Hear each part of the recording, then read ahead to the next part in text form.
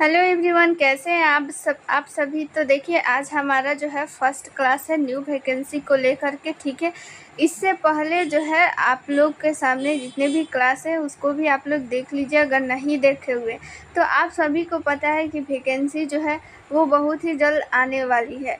तो उस वैकेंसी के लिए हम लोग क्या करना पड़ेगा, हम लोग को पहले से तैयारी करना पड़ेगा, क्योंकि पहले से तैयारी नहीं करेंगे तो आप सभी को पता है कि एग्ज़ाम कितना टफ़ हो चुका है। तो देखिए, यहाँ पे वैकेंसी की बात करें तो चाहे वो कॉन्ट्रैक्ट पे आए या फिर परमानेंट वैकेंसी आए, सभी में अब क्या होना है कि अब एग्ज़ाम होना है। तो पहले से तैयारी करना जो है बहुत ही ज़रूरी है, क्योंकि अब जो भी एग्ज़ाम आएगा तो उसमें कट ऑफ जो है ज़्यादा जाएगा, तो इसलिए पहले तैयारी करना बहुत ज़रूरी है। तो आज वैसे ही हम लोग क्वेश्चन जो है लेंगे जो एग्ज़ाम में आने वाला है, जो एग्ज़ाम में आया हुआ है। ठीक है, प्रीवियस ईयर क्वेश्चन है, प्लस में उससे रिलेटेड क्वेश्चन है जो मतलब वीवीआई है, जो एग्ज़ाम में आ सके। ठीक है, पिछले बार जो भी एग्ज़ाम हुआ था एएनएम का, तो पिछले बार एग्ज़ाम का पैटर्न पता नहीं था। फिर भी एग्ज़ाम का पैटर्न नहीं पता होने के बाद जो ऐप पे क्लास किए होंगे तो उन लोग को पता होगा कि कितना जो है वो क्वेश्चन आया हुआ है, कितने लोग का सिलेक्शन है। ये मेरे बोलने से नहीं होगा कि कितने लोग का सिलेक्शन हुआ है, जिनका हुआ है वो खुद गवाह है। तो इस बार भी आप लोग को पिछले से ज़्यादा रिजल्ट लाना है, इसलिए पिछले से ज़्यादा और बेहतरीन तरीक़ा से इस पर तैयारी कराया जाएगा। ठीक है, और ये जो है तैयारी आप लोग को फ्री ऑफ कॉस्ट कराया जाएगा, कोई भी पैसा आप लोग को नहीं लिया जाएगा। ठीक है, तो ये सोचिएगा आप लोग को पीडीएफ कहाँ मिलेगा। तो पीडीएफ ये आप लोग को मिल जाएगा। ठीक है, इसके लिए आप लोग को हम बता देते हैं। ये जो आप लोग को व्हाट्सअप नंबर दिख रहा है, ये व्हाट्सअप नंबर चंदन सर का है। इसी पे आप लोग व्हाट्सअप कीजिएगा तो आप लोग को ये पीडीएफ जो है वो मिल जाएगा। इस पीडीएफ में क्या है कि 4000 प्लस जो है वो ऑब्जेक्टिव क्वेश्चन है। ठीक है, और वो ऑब्जेक्टिव क्वेश्चन के साथ साथ इसमें प्रीवियस ईयर क्वेश्चन है। ठीक है, और प्रीवियस ईयर क्वेश्चन जो है कितना इम्पोर्टेंट है आप सभी को पता है। ठीक है, पिछले बार पैटर्न नहीं पता था, लेकिन इस बार पैटर्न पता चल चुका है कि क्या क्या पूछा जाता है। ठीक है, किससे रिलेटेड क्वेश्चन आ सकता है। तो ये पीडीएफ इसीलिए इतना खास है। आप लोग सोचिएगा कि आखिर ये पीडीएफ क्यों ले, तो ये पीडीएफ इसीलिए आप लोग लीजिए क्योंकि इसमें जो है प्रीवियस ईयर क्वेश्चन है, जितना भी शिफ्ट में एग्ज़ाम हुआ है सारा क्वेश्चन इंक्लूड किया गया है। जितना भी मेडिसिन से रिलेटेड क्वेश्चन, जितना भी जो है वो कम्युनिटी से क्वेश्चन रिलेटेड हो, चाहे जितना भी शिफ्ट में एग्ज़ाम हुआ है, ठीक है, सारा क्वेश्चन इसमें है। तो आप लोग सोच सकते हैं कि कितना इम्पोर्टेंट है। प्लस में उससे रिलेटेड जो भी क्वेश्चन बन सकता है, ठीक है, क्या क्या एग्ज़ाम में पूछ सकता है, वो सारा इम्पोर्टेंट क्वेश्चन है। ठीक है, और सारा टेक्निकल क्वेश्चन है, क्योंकि आप सभी को पता है कि कंटेक्ट का अगर एग्ज़ाम होगा तो उसमें जो है वो टेक्निकल क्वेश्चन भी रहेगा और प्लस में मैथ रीजनिंग भी रहता है। अगर परमानेंट आएगा तो सिर्फ और सिर्फ टेक्निकल क्वेश्चन है। तो दोनों में टेक्निकल क्वेश्चन हम लोग को बहुत ही इम्पोर्टेंट हो जाता है, और मेन इसी से रिजल्ट होता है टेक्निकल क्वेश्चन से ही। ठीक है, क्योंकि ज़्यादा क्वेश्चन जो है यही रहता है। तो ये पढ़ना जो है बहुत ज़रूरी है। तो क्या होगा कि इसका हम लोग तैयारी किए रहेंगे पहले से, तो उसके बाद हम लोग को जो भी थोड़ा बहुत रहेगा जीके, मैथ, रीजनिंग, तो ये हम लोग के लिए बहुत ही कम जो है ये सिलेबस है। तो उस टाइम ये हम लोग बहुत ही आसानी से कर लेंगे। पहले इसका तैयारी करना बहुत ज़रूरी है। ठीक है, तो धीरे धीरे इसका तैयारी करते रहिए। पीडीएफ के लिए आप लोग को व्हाट्सअप नंबर दिया गया है, वो आप लोग को मिल जाएगा, क्योंकि जो भी क्लास कराया जा रहा है ना, तो वो क्लास में आप लोग को वो फिर आप लोग पढ़िएगा फिर भूल जाइएगा, और पीडीएफ रहेगा तो आप लोग को रिवीजन करने में बहुत ही ईजी रहेगा। ठीक है, तो उसमें क्या क्या रहने वाला है, हेल्थ प्रमोशन का क्वेश्चन रहना है, मिडवाइफरी रहना है, और फिर health management, child health nursing, और फिर कम्युनिटी हेल्थ नर्सिंग और प्राइमरी हेल्थ। ठीक है, यानी जितना भी एएनएम में सब्जेक्ट है, 6 सब्जेक्ट है, फर्स्ट ईयर में 4 और सेकेंड ईयर में 2। तो ये सारा जो है आप लोग को मिलने वाला है। तो ये जो है आप लोग जो पीडीएफ है मिस मत कीजिएगा। ठीक है, बहुत ही इम्पोर्टेंट ये पीडीएफ है। तो आप लोग को पीडीएफ चाहिए तो ज़रूर से ज़रूर ये जो व्हाट्सअप नंबर दिया गया है इस पर आप लोग मैसेज कीजिए, ठीक है, व्हाट्सअप कीजिएगा। चंदन सर का ये नंबर है, आप लोग को ये PDF मिल जाएगा। तो देखिए यहाँ पे हम लोग का फर्स्ट क्वेश्चन ही है, ठीक है। ये क्वेश्चन जो है इम्पॉर्टेंट है। ये क्वेश्चन जो है हम लोग को जो पिछला BTSC का एग्ज़ाम हुआ था तो सेम टू सेम ये क्वेश्चन आया हुआ था, ठीक है। जिन लोग का शिफ्ट में आया हुआ है वो लोग जानते हैं कि ये क्वेश्चन आया हुआ है। तो देखिए इजी और मॉडरेट और हाई लेवल सब में क्वेश्चन पूछा जाता है, सब कुछ मिला के। ये नहीं कि केवल ही इजी ही क्वेश्चन पूछ दे या फिर केवल हार्ड क्वेश्चन, ठीक है, सारा क्वेश्चन रहता है। तो जो आप लोग को प्रीवियस ईयर क्वेश्चन मिलेगा ना इसमें PDF में, तो आप लोग को उससे क्या हो जाएगा, हिंट भी मिल पाएगा कि कैसा टाइप का किस पैटर्न पे जो है वो क्वेश्चन आ रहा है। तो आप लोग खुद से भी जब पढ़िएगा तो पता चल जाएगा कि क्या हम लोग को पढ़ना है और क्या नहीं पढ़ना है। तो इसीलिए ये जो है PDF बहुत ही इम्पोर्टेंट है। देखिए हमारा फर्स्ट क्वेश्चन है श्वसन तंत्र से संबंधित रोग है, यानी इस ऑप्शन में जो 4 ऑप्शन दिया गया है इसमें से कौन सा जो रोग है वो श्वसन तंत्र से संबंधित है, यानी रेस्पिरेटरी सिस्टम से कौन सा जो डिजीज है वो रिलेटेड है। तो हमारा फर्स्ट ऑप्शन है निमोनिया, पोलियो, रेबीज, खुजली। तो इसका आंसर आप लोग ज़रूर कमेंट बॉक्स में दीजिएगा, क्योंकि ये क्वेश्चन जो है सभी को जानना चाहिए, इम्पोर्टेंट भी है। इसका आंसर क्या हो जाएगा, निमोनिया। ऑप्शन नंबर फर्स्ट क्या होगा कि ये श्वसन तंत्र से रिलेटेड है। क्योंकि ये जो है लंग्स में होता है, और लंग्स यानी कि फेफड़ा, और फेफड़ा हमारे श्वसन में क्या करता है, मदद करता है। पोलियो और रेबीज और खुजली ये सब आपको पता है कि ये सब क्या है कि ये संबंधित नहीं है, क्योंकि पोलियो क्या करता है कि नर्वस सिस्टम को प्रभावित करता है, और रेबीज भी, और खुजली क्या करता है कि वो त्वचा को प्रभावित करता है, ठीक है। यहाँ पे देखिए बात आया निमोनिया का, तो निमोनिया के बारे में अब हम लोग डिटेल में जानेंगे। तो निमोनिया से क्वेश्चन पूछा है, तो आप लोग के सामने क्वेश्चन ये भी पूछ सकता है कि निमोनिया आखिर किसके कारण होता है, वायरस के कारण, कि वायरस यानी ठीक है, या फिर जीवाणु के कारण हो सकता है। वायरस यानी कि विषाणु उसको हिंदी में बोलते हैं, तो ये विषाणु के कारण हो रहा है, या फिर जीवाणु के कारण, या प्रोटोजोआ के कारण होता है, किसके कारण होता है। तो ये निमोनिया जो होता है वो बैक्टीरिया के कारण होता है, यानी कि जीवाणु के कारण होता है। तो आप लोग को नाम भी पूछा जा सकता है कि किस जीवाणु से ये होता है। तो ये डिप्लोकोकस एक होता है जीवाणु, डिप्लोकोकस निमोनी, ठीक है। ये आप लोग को ऑप्शन में आएगा ना, तो यहाँ पे डिप्लोकोकस निमोनी जो है वो एक बैक्टीरिया का नाम है, उसी बैक्टीरिया से ये निमोनिया होता है। तो इससे आप लोग जो है रिलेट कर सकते हैं, निमोनिया है तो उसके बैक्टीरिया के लास्ट में भी निमोनी है, तो इससे आप लोग रिलेट कर सकते हैं। अगर ऑप्शन में आएगा तो टिक कर सकते हैं। तो किस कारण से ये हो गया, जीवाणु के कारण, और किस जीवाणु के कारण, डिप्लोकोकस निमोनी के कारण। इसका सिम्टम्स क्या है, तेज बुखार आना, ठीक है, फेफड़ों में सूजन हो जाता है, इसके कारण हम लोग को क्या हो जाता है कि सांस लेने में तकलीफ होता है, ठीक है, सांस जो है हम लोग नहीं ले पाते हैं। तो ये चीज़ हो गया। चलिए अब हम लोग जो है अगला क्वेश्चन पढ़ते हैं। अगला क्वेश्चन क्या कहता है, पाचन तंत्र से संबंधित रोग है। पाचन तंत्र यानी डाइजेस्टिव सिस्टम से कौन सा रोग जो है वो रिलेटेड है, अपच, कब्ज, उल्टी, उपरोक्त सभी। तो इसमें जो है हमारा क्या हो जाएगा, ऑप्शन नंबर डी जो है राइट आंसर हो जाएगा। आप सभी को पता है अपच, कब्ज और उल्टी सारा क्या है कि वो पाचन तंत्र से संबंधित है, सारा जो है।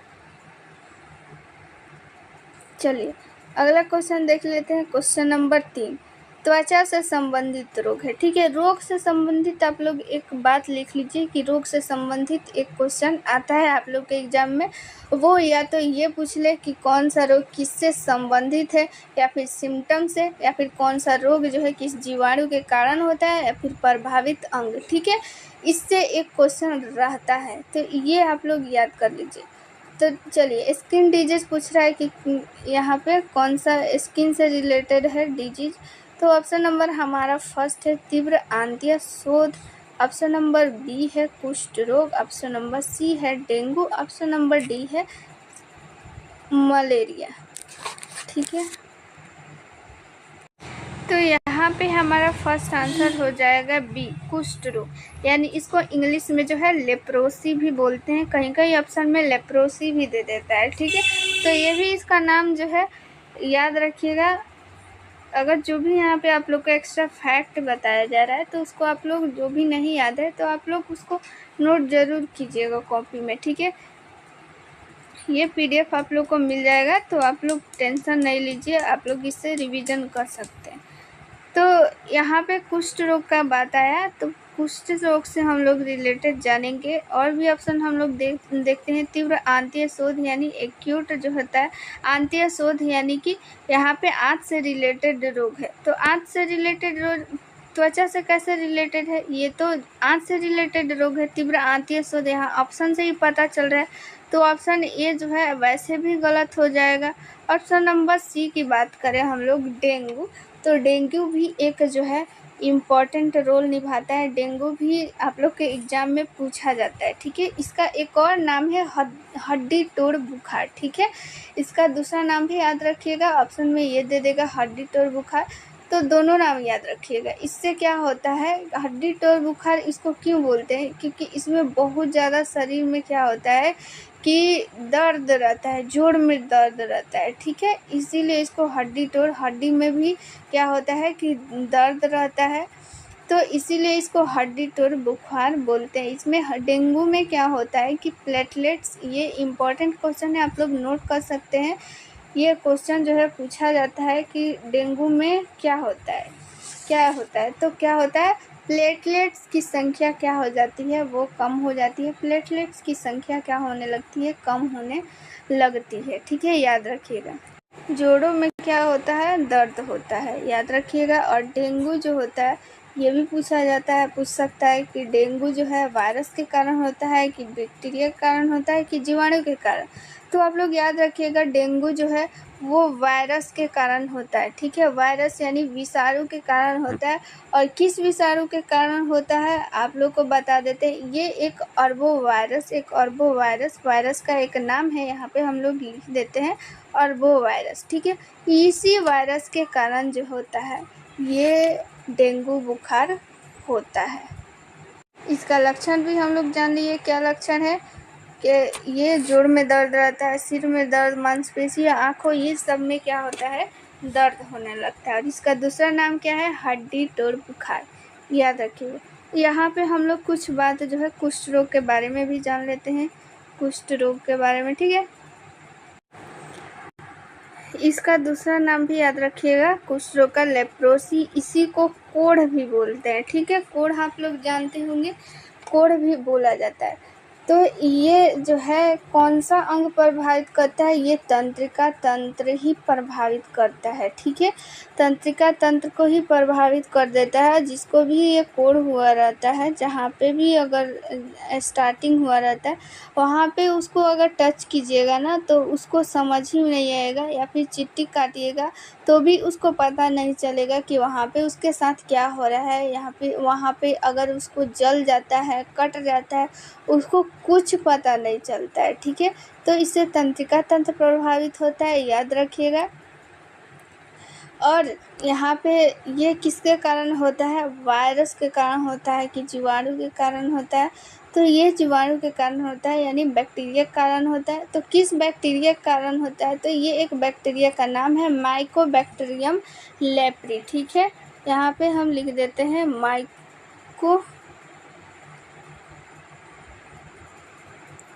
माइकोबैक्टीरियम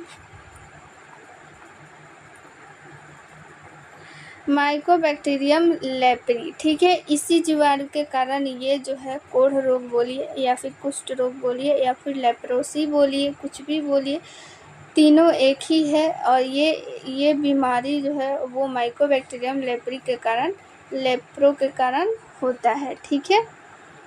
इसका एक और लक्षण होता है, शरीर पर क्या होता है, चकता होने लगता है, ठीक है। तो ये भी लक्षण आप याद रखिएगा। चलिए हम लोग जो है अगला क्वेश्चन देखते हैं। मलेरिया यहाँ पे है, मलेरिया के बारे में भी आप लोग जानते ही होंगे। ये किसके कारण होता है, प्रोटोजोआ के कारण, ठीक है। इसको प्रोटोजोआ को हम लोग हिंदी में क्या बोलते हैं, परजीवी, ठीक है, परजीवी के कारण होता है। और किस परजीवी यानी किस प्रोटोजोआ के कारण होता है, तो मादा एनाफिलीज, ठीक है, एक जो है मच्छर है, इसी के काटने के कारण होता है। अगर ये मादा एनाफिलीज क्या है, ये मच्छर है, ये वाहक है, ठीक है। अगर हम लोग परजीवी की बात करें तो वो किस परजीवी के कारण होता है, प्लाज्मोडियम के कारण, ठीक है। प्लाज्मोडियम जो परजीवी होता है उसी के कारण ये होता ये है कि मादा एक एनाफिलीज मच्छर का नाम है, ठीक है। ये फीमेल मच्छर है यानी कि मादा, ठीक है, यहाँ पे मादा नाम में ही है यानी कि वो स्त्रीलिंग है, ठीक है। मादा एनाफिलीज जो मच्छर होती है उसी के क्या होता है, मुख में लार में उसके प्लाज्मोडियम एक वैवेक्स नाम का एक परजीवी होता है। तो होता क्या है कि वो मच्छर क्या कर लेता है, मान लीजिए किसी को मलेरिया हुआ है तो उसको वो काट ली। क्योंकि आप लोग ये भी एक बात याद रखिएगा कि जो मच्छर जो आप लोग को काटता है ना, वो नर मच्छर काटता नहीं है, मादा मच्छर काटता है, ठीक है। नर जो है वो कभी नहीं काटेगा आपको, मादा ही काटता है। जो भी खून का भक्षण होता है यानी खून चूसता है वो मादा ही मच्छर चूसती है, नर मादा नहीं चूसती है। तो एक जो मादा मच्छर होता है, मादा एनाफिलीज, उसके लार्वा में क्या होता है, प्लाज्मोडियम होता है परजीवी। तो वो क्या करेगी ना कि मान लीजिए कि काट ली, जिसको हुआ है मलेरिया काट ली तो उसको क्या की, ब्लड चूस ली। फिर वो जिसको एक दूसरे आदमी को काटी तो उसमें क्या हो गया कि वो लार्वा चला जाएगा प्लाज्मोडियम एवेक्स, तो उसको क्या हो जाएगा कि वो मलेरिया हो जाएगा। जिसको नहीं हुआ है, जिसको हुआ है काट ली, और जिसको नहीं हुआ है उसमें जाकर के फिर से उसका ब्लड ली तो उसके में ब्लड के द्वारा ही वो परजीवी क्या हो जाता है, चला जाता है, जिसके कारण उसको भी मलेरिया हो जाता है। तो इतना कुछ याद रखने की ज़रूरत नहीं है, आप लोग बस इतना याद रखिएगा, परजीवी जो होता है, मलेरिया जो होता है परजीवी के कारण होता है। किस परजीवी के कारण होता है, प्लाज्मोडियम, ठीक है, आप लोग नोट कर सकती हैं। और अगर आप लोग को पूछा जाए कि ये किस मच्छर के कारण होता है, या फिर क्वेश्चन ऐसे भी घुमा के पूछता है कि ये जो मलेरिया होता है वो कौन सा मच्छर जो होता है वो वाहक करता है, तो मादा एनाफिलीज जो मच्छर होती है वही मलेरिया का वाहक करती है, यानी एक व्यक्ति से दूसरे में फैलाती है, एक जगह से दूसरे जगह ये बीमारी फैलाती है, ठीक है। यहाँ पे मलेरिया की बात करें, इसके लक्षण की बात करें तो मलेरिया का लक्षण क्या है कि ठंड के साथ क्या होता है, तेज बुखार आ जाता है, ठीक है। ठंड के साथ क्या होता है, तेज बुखार आता है, याद रखिएगा। चलिए चौथा क्वेश्चन देखते हैं। वाहक कारण होने वाला रोग, यहाँ पे आप लोग के सामने फिर से क्वेश्चन आ गया। अभी आप लोग समझे होंगे, इसका आंसर हम बता दिए हैं, तो आप लोग इसका आंसर कमेंट में ज़रूर बताइएगा, ठीक है। ऑप्शन हमारा फर्स्ट है क्षय रोग, बड़ी माता, मलेरिया और डिफ्थेरिया, ठीक है। तो यहाँ पे हमारा ऑप्शन नंबर जो थर्ड है, आप सभी को पता है, मलेरिया, ठीक है, वाहक रोग है, यानी इसका वहन होता है, ठीक है। वहन कौन करता है, मच्छर करता है। कौन मच्छर करता है, मादा एनाफिलीज मच्छर, ठीक है। और किसके कौन सा परजीवी के कारण होता है, प्लाज्मोडियम वेवेक्स। यहाँ पे इम्पोर्टेंट क्वेश्चन फिर से आप लोग के सामने आ गया। देखिए ये क्वेश्चन भी आया हुआ है BTSC 10,709 में। देखिए पांचवा क्वेश्चन हम लोग देखते हैं। ऑप्शन फर्स्ट है प्राथमिक उपचार, ऑप्शन नंबर सेकंड है सॉरी रोकथाम, दूसरा है दूसरी रोकथाम, तीसरा है तृतीयक रोकथाम और चौथा है उपरोक्त सभी। यानी कि हमारा ऑप्शन इसमें क्या होगा, उपरोक्त सभी हो जाएगा, ठीक है। मेनली जो संक्रामक बीमारियां होती है, ठीक है, उसको रोकथाम के 3 स्तर होता है, प्राथमिक, द्वितीयक और तृतीयक। तो क्वेश्चन जो है ये पूछा हुआ क्वेश्चन है, तो क्वेश्चन ये भी पूछ सकता है आप लोग को, शायद पूछा हुआ भी BTSC 10,709 में, कि निम्न में से कौन सा जो है वो प्राथमिक जो है उपचार के स्तर है। तो हम लोग जो है जानेंगे नहीं कि आखिर प्राथमिक जो रोकथाम है, रोकथाम तो उसमें कौन सा आएगा, द्वितीयक दूसरी रोकथाम किसको बोलेंगे और तृतीयक रोकथाम किसको बोलेंगे। तो तीनों को आप लोग नोट कर लीजिए, इम्पॉर्टेंट है, कोई भी क्वेश्चन आप लोग से पूछा जा सकता है। ये तो इम्पॉर्टेंट है ही कि संक्रामक बीमारी रोकथाम के कितने स्तर है, 3, प्राथमिक, द्वितीयक, तृतीयक, ठीक है, ये 3। लेकिन अब हम लोग कैसे जानेंगे कि आखिर प्राथमिक रोकथाम में क्या आता है। तो प्राथमिक रोकथाम में क्या होता है कि जो भी बीमारी है, बीमारी से पहले, होने से पहले, ठीक है, बीमारी होने से पहले उसको क्या किया जाए, उसका रोकथाम किया जाए। यानी कि जैसे आप लोग टीका कर रहे हैं, ठीक है, जो भी कॉन्ट्रैक्ट पे काम कर रही होंगी या फिर परमानेंट काम कर रही होंगी कोई भी, या फिर आप लोग ट्रेनिंग के टाइम ही टीकाकरण की होंगी।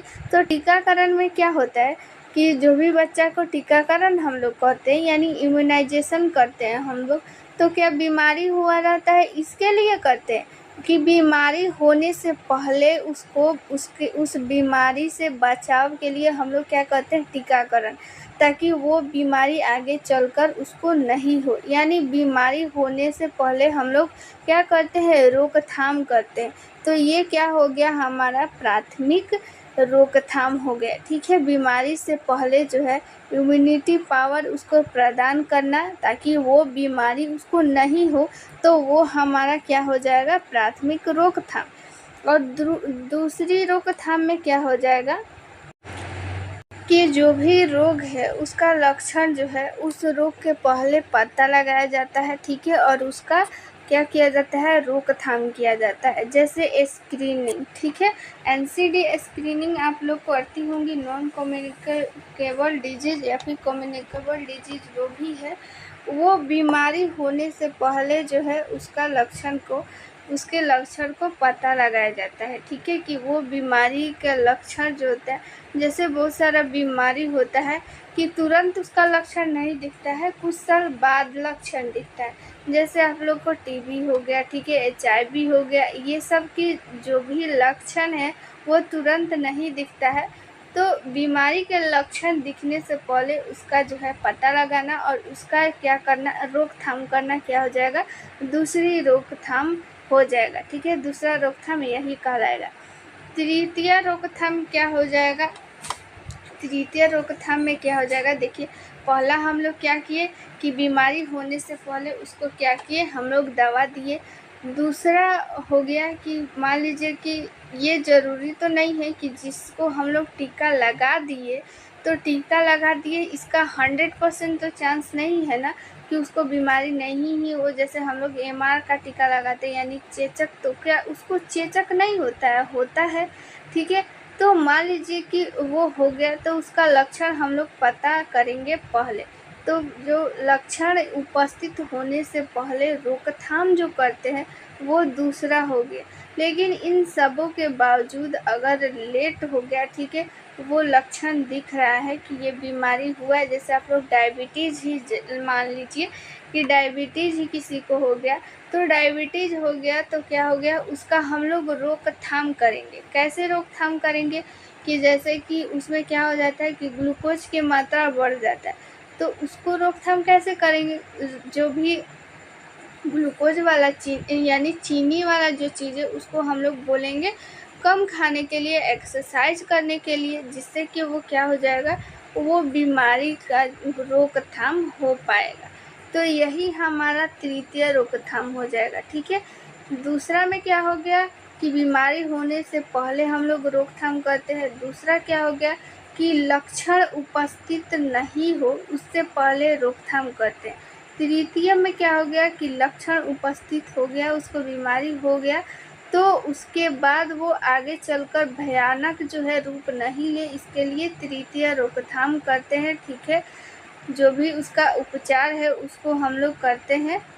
ये चीज़ आप लोग याद रखिएगा। अगर आप लोग को जो भी दिक्कत है आप लोग इसको लिख लीजिए, नोट कर लीजिए। अगर आप लोग भूल जाइएगा तो प्राथमिक रूप उपचार में क्या हो गया, द्वितीय रोकथाम किसे बोलेंगे और तृतीय। इम्पॉर्टेंट है, आप लोग इसको नोट कर लीजिए अगर नहीं जो है आप लोग को याद हुआ हो या फिर भूल जाइएगा तो, ठीक है। यहाँ पे इम्पोर्टेंट एक और क्वेश्चन आ गया, ये भी पूछा हुआ क्वेश्चन है कि संक्रमण की कितनी अवस्थाएं होती है, ठीक है।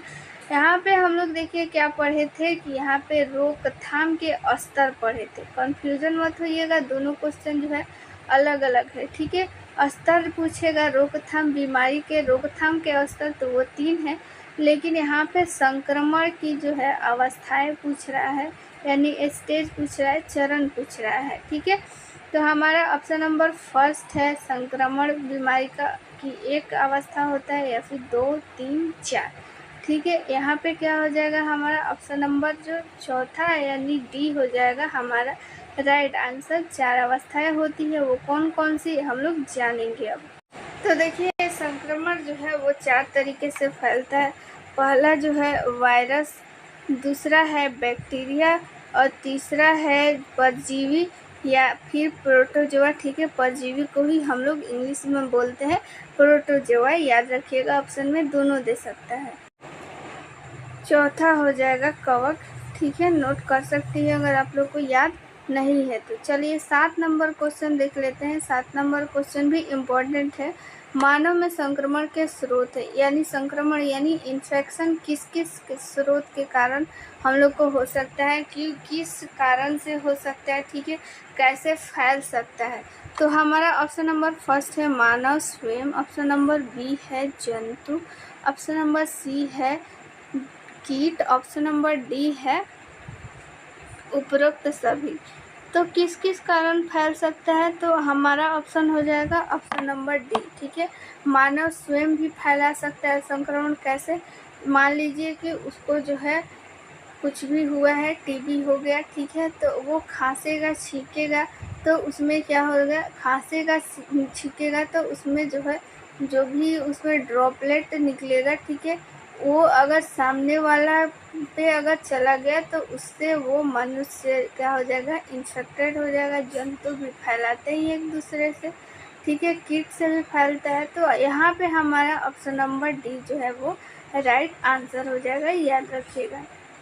यहाँ पर आप लोग के सामने एक और इम्पोर्टेंट क्वेश्चन आ गया, उद्भवन काल से रिलेटेड क्वेश्चन, ठीक है। उद्भवन काल से भी रिलेटेड क्वेश्चन आप लोग को पूछा जाता है, ठीक है। तो यहाँ पे डिप्थीरिया का उद्भवन काल पूछा जा रहा है। ऑप्शन नंबर फर्स्ट है 2 से 5, ऑप्शन नंबर बी है 7 से 14, ऑप्शन नंबर सी है 3 से 14, ऑप्शन नंबर डी है 10 से 21 दिन, ठीक है। तो हमारा ऑप्शन हो जाएगा ऑप्शन नंबर ए, 2 से 5 दिन में उद्भवन अवधि है, ठीक है, यानी कि 2 से 5 दिनों के अंदर में डिप्थीरिया का क्या हो जाएगा, लक्षण दिखने लग जाएगा, कि लक्षण जो है वो, यानी आप लोग को लक्षण दिखेगा तो पता चल जाएगा कि डिप्थीरिया हो चुका है, ठीक है। इसका कोई ट्रिक नहीं है, ठीक है, इसका आप लोग को इसको याद करना ही पड़ेगा, इसको रटना ही पड़ेगा। तो आप लोग याद रखिएगा, 1-2 दिन आप लोग को एग्जाम में इधर उधर ऑप्शन में दे सकता है, क्योंकि ये अप्रॉक्स में दिया हुआ रहता है। तो आप लोग इससे आप लोग को घबराना नहीं है, आप लोग याद रखिएगा। ऑप्शन वैसे आप लोग को दिया ही जाएगा कि आप लोग को पता चल जाएगा, दूर दूर ही दिया जाएगा, ठीक है। तो 2 से 5 दिन डिप्थीरिया का उद्भवन काल आप लोग याद रखिएगा। यहाँ पे काली खांसी का उद्भवन काल पूछ रहा है, काली खांसी के उद्भवन अवधि, ठीक है। ऑप्शन नंबर फर्स्ट है 2 से 6 दिन, ऑप्शन नंबर बी है 7 से 14, ऑप्शन नंबर सी है 3 से 14, ऑप्शन नंबर डी है 10 से 21 दिन, ठीक है। तो यहाँ पे option number C right answer हो जाएगा, 3 से 14 दिन काली खांसी, इसको याद रखिएगा। देखिए एक और इम्पोर्टेंट आप लोग को बात बताते हैं कि मेडिसिन से रिलेटेड क्वेश्चन बहुत पूछा जाता है। तो आप लोग जो पीडीएफ लीजिएगा ना, तो उसमें सारा जितना भी पूछा हुआ क्वेश्चन है उससे रिलेटेड मेडिसिन का जो है आप लोग को उसमें प्रोवाइड करा दिया गया है। प्लस में यहाँ पे आप लोग को यूट्यूब पे भी फ्री में बताया जाएगा, लेकिन वो पीडीएफ आप लोग याद रखिएगा, ले लीजिएगा, ताकि आप लोग को कभी भी रिविज़न करना हो तो उससे आप लोग कर लीजिएगा। तो यहाँ पे देखिए काली खांसी की बात आए तो काली खांसी के बारे में भी थोड़ा सा जान लेते हैं। काली खांसी देखिए इसका आप लोग को पूछ सकता है कि इसका जो है इससे कौन सा अंग प्रभावित होता है, ठीक है, ये क्वेश्चन इम्पोर्टेंट है। इससे क्या होता है कि श्वसन तंत्र क्या होता है, प्रभावित होता है, याद रखिएगा, श्वसन तंत्र प्रभावित होता है। इसको इंग्लिश में पार्टूसिस बोलते हैं, ठीक है, कुकुर खांसी भी बोलते हैं। क्यों बोलते हैं, याद रखिएगा, काली खांसी बोलिए, ठीक है, या फिर कुकुर खांसी भी कहीं कहीं देता है, तो दोनों नाम आप लोग याद रखिएगा, ठीक है, क्योंकि इसमें लगातार खांसी आता है, ठीक है, इसलिए इसको कुकुर खांसी भी बोलते हैं। और ये क्या होता है, जीवाणु के कारण होता है, ठीक है। इंग्लिश नाम भी याद रखिएगा, पार्टोसिस, ठीक है, पार्टोसिस। इसकी रोकथाम के लिए आप लोग के लिए एक और इम्पोर्टेंट क्वेश्चन है, आप लोग क्वेश्चन का आंसर जो है कमेंट में ज़रूर बताइएगा। काली खांसी को रोकने के लिए यहाँ पे कौन सा टीकाकरण किया जाता है, कौन सा टीका दिया जाता है बच्चों को काली खांसी को रोकने के लिए। तो ये बैक्टीरिया के कारण होता है, और किस बैक्टीरिया के कारण होता है, हीमोफिलस पार्टोसिस, ठीक है। हीमोफिलस जो है, हीमोफिलस पार्टोसिस नाम का एक बैक्टीरिया होता है, उसी बैक्टीरिया के कारण ये जो है रोग होता है, और उसका उद्भवन, इसका काल हो गया 3 से 14 दिन। यहाँ पे 10 नंबर क्वेश्चन देख लेते हैं। 10 नंबर क्वेश्चन क्या कहता है, टीटनेस के उद्भवन अवधि, ठीक है। ऑप्शन नंबर फर्स्ट है 2 से 6 दिन, ऑप्शन नंबर बी है 3 से 14 दिन, ऑप्शन नंबर सी है 7 से 14, ऑप्शन नंबर डी है, ऑप्शन नंबर डी आप लोग के सामने क्या आ गया, 1 मिनट, क्या हो जा रहा है बार बार, 1 सेकेंड आप लोग वेट कीजिए।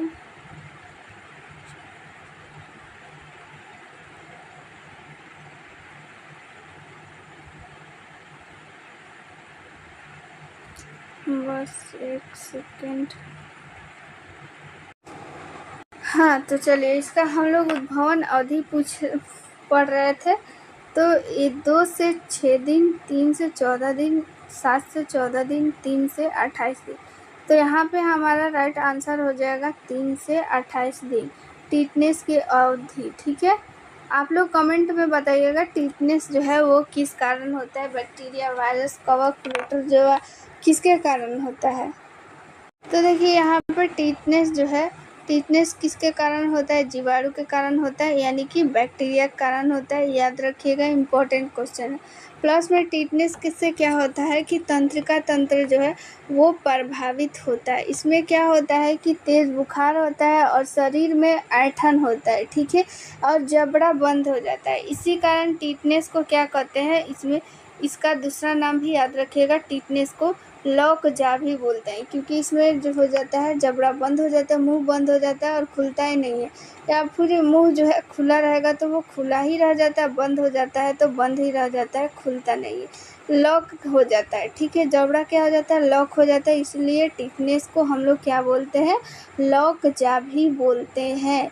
शरीर में ऐंठन होता है, तेज़ बुखार होता है, याद रखिएगा। तो आज हम लोग 10 क्वेश्चन पढ़े हैं, ठीक है। आज जो है फर्स्ट क्लास था। अब कल से हम लोग क्या करेंगे, ज़्यादा से ज़्यादा क्वेश्चन पढ़ने की कोशिश करेंगे। ये सब का PDF आप लोग को मिल जाएगा। व्हाट्सअप नंबर आप लोग को बता दिए है, उस पर व्हाट्सअप कर लीजिएगा, आप लोग को PDF मिल जाएगा। आप लोग को लिखने की ज़रूरत नहीं है, बस जो भी एक्स्ट्रा फैक्ट बता रहा है, जो याद नहीं है, उसको आप लोग नोट कर लीजिए, ठीक है। ये 10 क्वेश्चन आप लोग को पता है, ये 10 क्वेश्चन नहीं है, इसके हम लोग चारों ऑप्शन को डील कर रहे हैं, चारों ऑप्शन को पढ़ रहे हैं, ताकि कोई भी डाउट नहीं रहे।